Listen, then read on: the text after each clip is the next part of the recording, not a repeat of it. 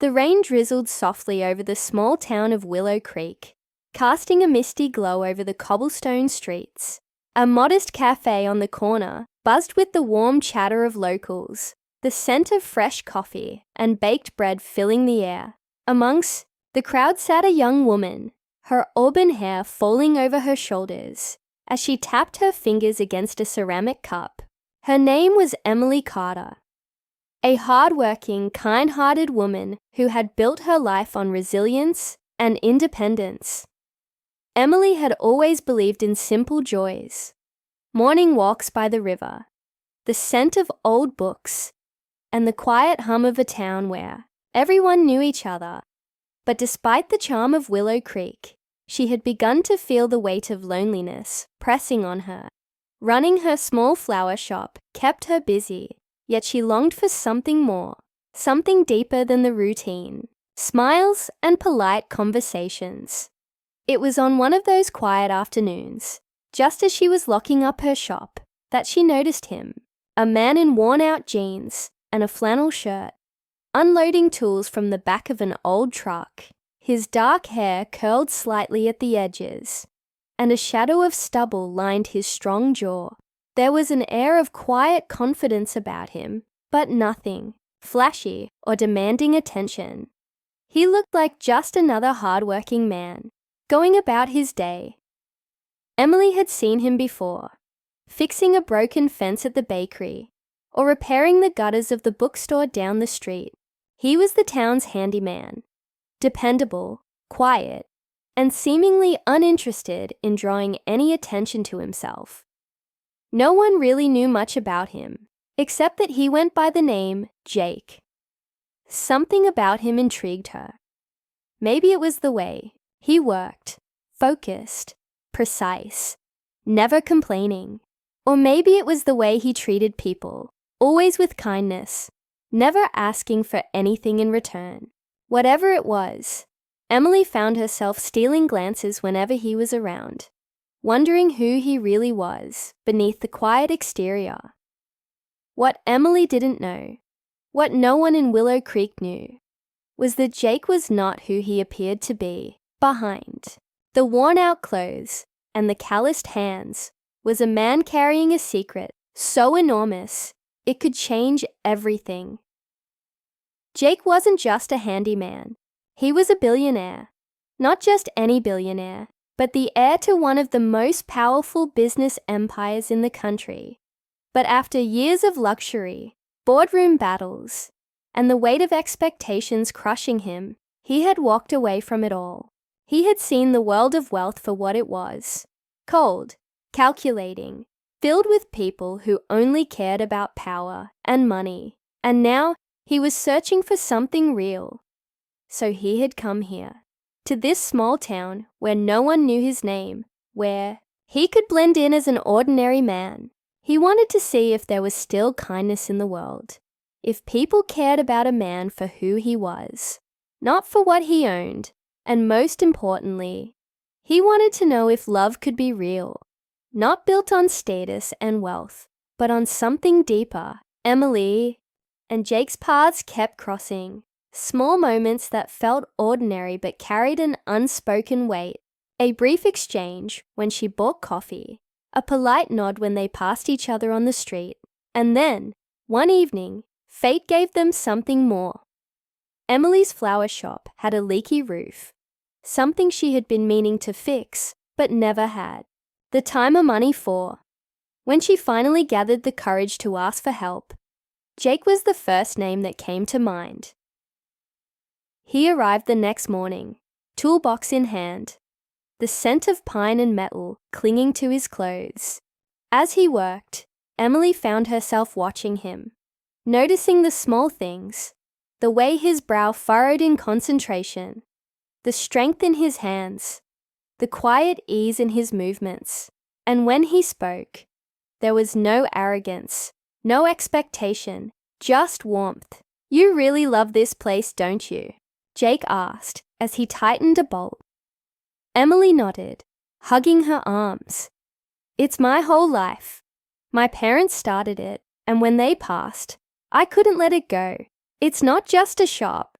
It's home. Jake paused, looking at her in a way that made her feel seen in a way she hadn't in a long time. That's rare, he said, holding on to something for love, not just for profit. She laughed softly. Well, not much profit anyway, she joked, shaking her head. But I guess money isn't everything. Jake's heart clenched at her words. If only she knew who he really was. If only she knew that money was the very thing he had spent his life trying to escape. As the days passed, their conversations grew longer. Emily found herself drawn to Jake's quiet strength, his honesty, his way of seeing the world without pretension. And Jake was falling, hard. But the deeper he fell, the more he feared the truth. What would happen if she found out who he really was? Would she look at him differently? Would she think it had all been a lie? And then came the moment that changed everything. One evening, as they stood outside the shop, the sky painted in soft hues of orange and pink, Emily hesitated before speaking. Jake, she said softly, I don't know why, but I feel like I've known you forever. And she stopped, shaking her head. Never mind. Jake's heart pounded. He wanted to tell her, wanted to lay everything out in the open. But before he could speak, a sleek black car pulled up to the curb. The door swung open, and a man in a sharp suit stepped out, his gaze locking onto Jake with an urgency that sent a chill down Emily's spine. Sir? The man said, his voice firm, businesslike. It's time to come back. Emily looked between them, confusion flickering across her face. Jake, what's going on? Jake's jaw tightened. The secret he had worked so hard to keep was moments away from unraveling. And in Emily's eyes, he saw the one thing he feared most. Doubt. Jake felt the weight of the moment pressing down on him, the sharp stare of the man in the suit, the confusion in Emily's eyes, the way the evening breeze suddenly felt colder. He had spent months keeping his secret, building a quiet life in Willow Creek, pretending to be someone else. And now, with just a few words, it was all about to shatter. Emily took a step back, her heart pounding. Jake, what is he talking about? Jake's mouth opened, but no words came out. He had always known this day would come. He just hadn't expected it to happen like this. Not in front of Emily. Not when things had started to feel real.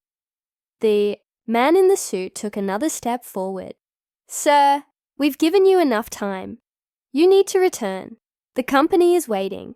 Your father is waiting. Emily frowned. Father? Company? The pieces weren't fitting together. Jake let out a slow breath. He turned to Emily, searching for the right words. But how did you explain to someone that you had been lying about who you were? That the simple handyman she had started to trust wasn't simple at all. Emily, he started, his voice low, almost pleading. I wanted to tell you, but the man in the suit interrupted. His voice clipped. Your father is on the verge of announcing his successor. If you don't return now, you're giving up everything. Emily's chest tightened. Successor. Giving up everything. A sinking feeling formed in her stomach. Jake, who are you? Silence.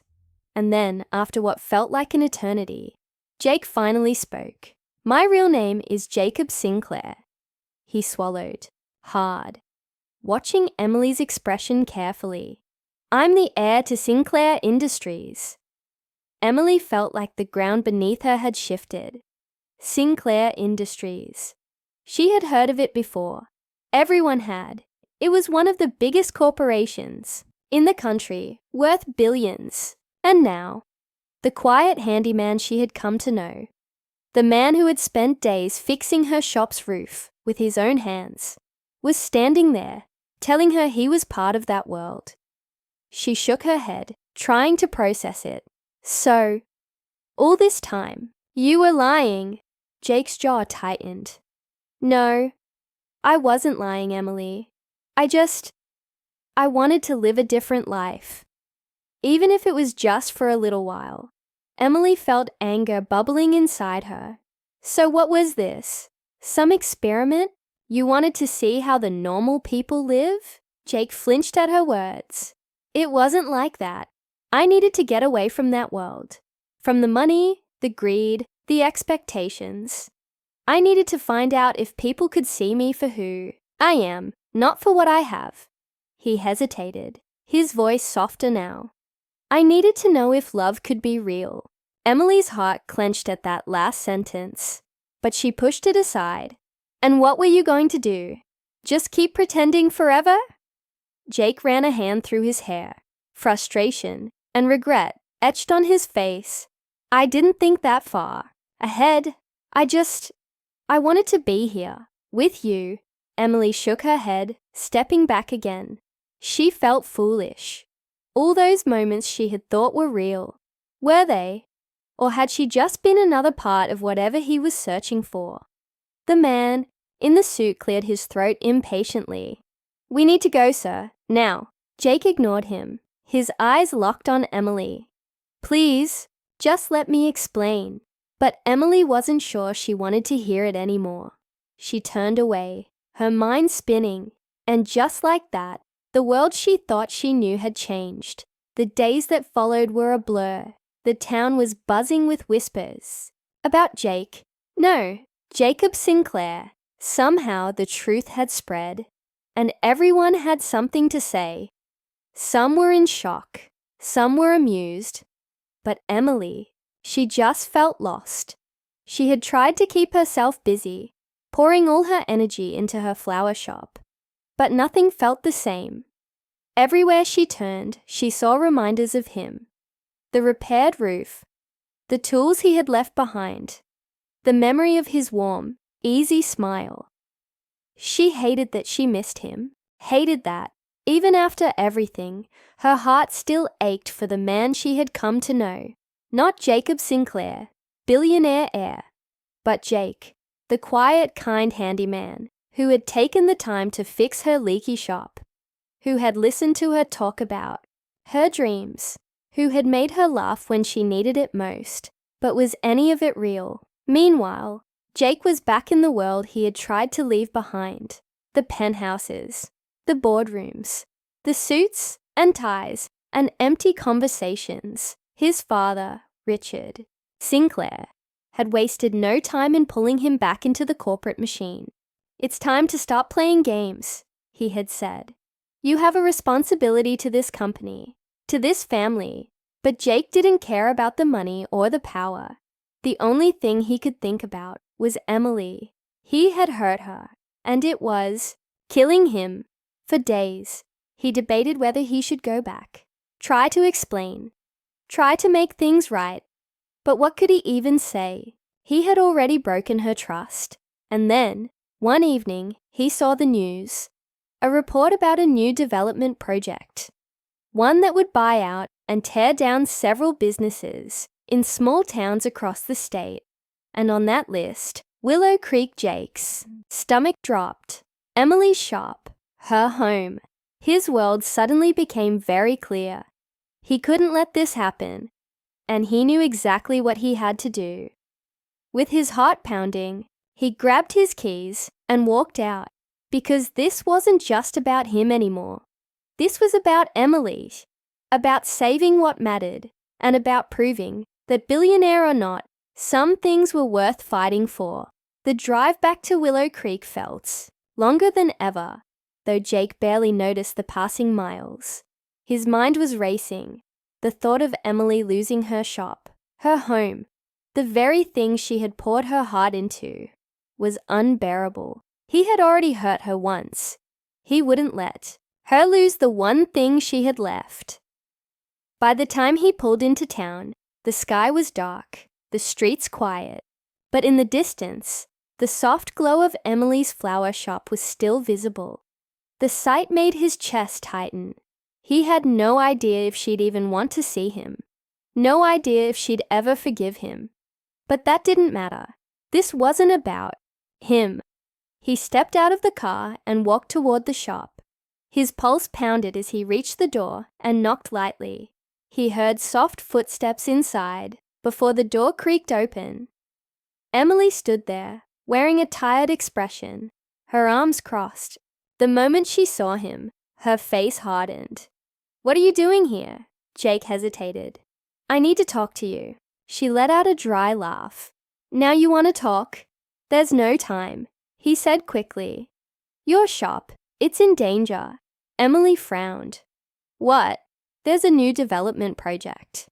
They're planning to buy out this entire block, tear it all down, and your shop is right in the middle of it." She stared at him, searching his face, looking for any sign that this was some kind of cruel trick. But she saw nothing but urgency. "So what?" she said, her voice flat. "This is just business, right? Isn't that what people like you do?" Jake winced. "Emily, you know that's not who I am." She shook her head. "I don't know anything about you." Her words cut deep, but he couldn't let that stop him.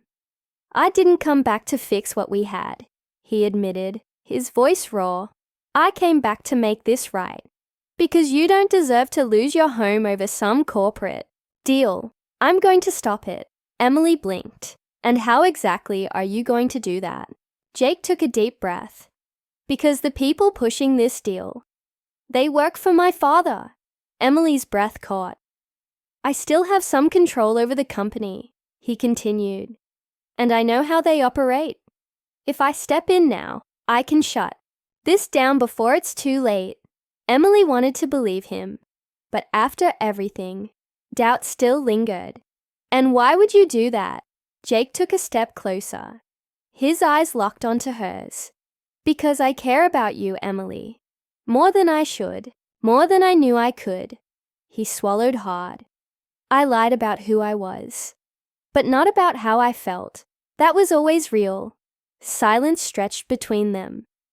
Emily's heart was pounding, but she couldn't tell if it was from anger, confusion, or something deeper. She wanted to push him away, but a part of her, the part that had missed him more than she wanted to admit, hesitated. Finally, she let out a slow breath. "If you can really stop this, then do it." Jake nodded. "I will." The next morning, Jake did exactly what he had promised. He drove straight to the Sinclair headquarters, marching through the gleaming lobby and into the office he had abandoned months ago. The moment he entered the boardroom, all eyes turned to him. His father, Richard Sinclair, sat at the head of the table, unimpressed. "So," Richard said, leaning back in his chair, "you finally decided to come home." Jake didn't waste time. "Cancel the Willow Creek project." The board members exchanged glances, whispering amongst themselves. Richard raised an eyebrow. "And why would we do that?" "Because I still own shares in this company," Jake said firmly.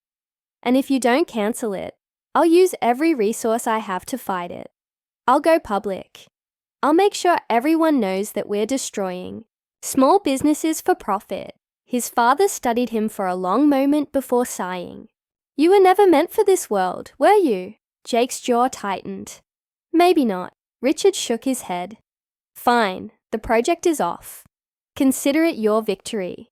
Jake didn't feel victorious. He just felt relieved. When he returned to Willow Creek that evening, the air felt lighter. He had done what he came to do. He had saved Emily's shop.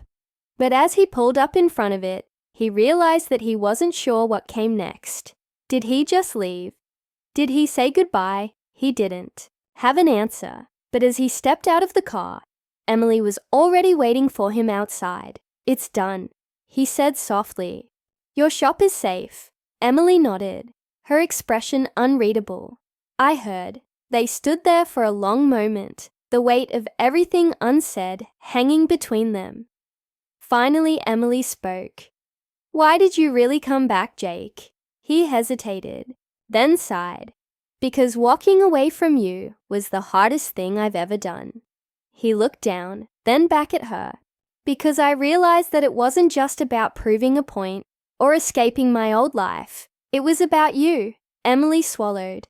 And what now? Jake took a step closer.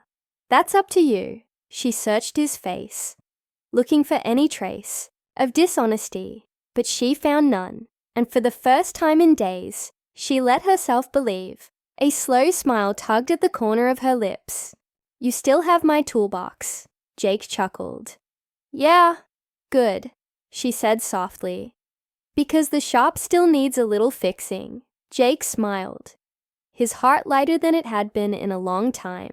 And as they stood there, in the soft glow of the evening, he knew. This time, he wasn't walking away.